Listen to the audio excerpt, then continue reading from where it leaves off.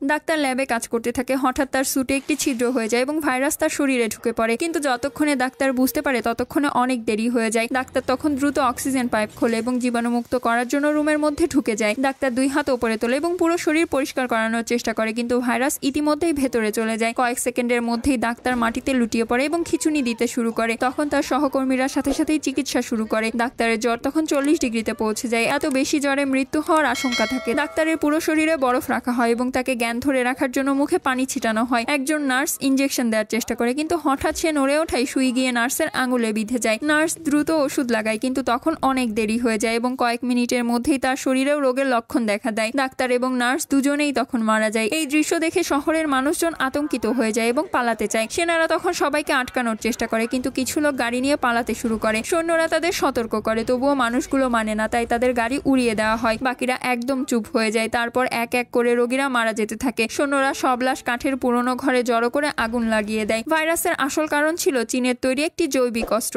এর জন্য জঙ্গলের বানরদের ওপর পরীক্ষা চালানো হয়। যে লোকটা এই কাজ করে সে ভাবে যে একটা সুন্দর বানর চুরি করে বিক্রি করে দেবে, কিন্তু রাস্তায় বানরটি লোকটির মুখে থুতু মারে। লোকটি তখন এটাকে মজা ভেবে নেয়। পরে লোকটি বানরটিকে নিয়ে যায় এক পোষা প্রাণীর দোকানে। দোকানদার বানরটিকে পছন্দ করে, কিন্তু বানরটি হঠাৎ তার হাতে আঁচড় মারে। আর আগে দোকানদার তখন বানরটি কিনতে অস্বীকার করে। তখন লোকটি বানরটিকে জঙ্গলে ছেড়ে দেয় এবং তার প্রেমিকার সঙ্গে দেখা করতে বিমানে ওঠে। বিমানে বসেই তার শরীরে রোগের লক্ষণ দেখা দিতে শুরু করে। লোকটি তখন ভাবে যে এটা শুধু সাধারণ সর্দি, কিন্তু বিমান থেকে নামার পর যখন ছেলেটি তার প্রেমিকাকে জড়িয়ে ধরে তখন ভাইরাস তার শরীরেও ছড়িয়ে পড়ে। এদিকে পোষা প্রাণীর দোকানদারও অসুস্থ হয়ে মারা যায়। ডাক্তাররা তখন অসুস্থ ছেলেটির কাছে জানতে চায় সে কি কোনো প্রাণীর সংস্পর্শে এসেছিল কিনা। ছেলেটি তখন শেষ নিঃশ্বাস নিতে নিতে বলে বানর। কথাটি শুনে তার প্রেমিকাও কেঁদে ওঠে, কারণ তাকে আলিঙ্গন করার মাধ্যমেই সেও আক্রান্ত হয়ে যায়। ডাক্তাররা তখন ছেলেটির ময়নাতদন্ত করলে দেখা যায় তার শরীরের ভেতরের অঙ্গগুলো দগ্ধ হয়ে ধ্বংস হয়ে গেছে। ওদিকে সেনাবাহিনীর এক ডাক্তার স্যাম রাগে জেনারেলের সঙ্গে ঝগড়ায় জড়িয়ে পড়ে এবং সে বলে তোমাদের কাছে প্রতিষেধক আছে, কিন্তু তোমরা সেটা লুকিয়ে রেখেছো কেন? জেনারেল তখন বলে গোপন রাখার জন্য পুরো শহরের ওপর পরমাণু বোমা ফেলা হবে। স্যাম তখন ঠিক করে যে সে নিজেই ওষুধ তৈরি করবে। এর জন্য প্রথমেই একজন রোগী এবং সেই বানরটিকে ধরা দরকার। স্যাম তখন টিভি স্টেশনে গিয়ে বানরের ছবি দেখায়। একজন মা টিভিতে বানরটিকে দেখে মনে করতে পারে যে তার মেয়ে ওই বানরের সঙ্গেই খেলছে। খবর পাওয়ার সঙ্গে সঙ্গেই স্যাম সেখানে পৌঁছে যায়। ছোট মেয়ে বানরটিকে ডাক দেয় এবং বানর এসে যায়। সৈন্যরা তখন গুলি ছুড়ে বানরটিকে অচেতন করে এবং ধরে ফেলে। তারপর তার রক্তের নমুনা নিয়ে ওষুধ তৈরি করে। পরের ভিডিওটি দেখার জন্য প্লিজ সাবস্ক্রাইব।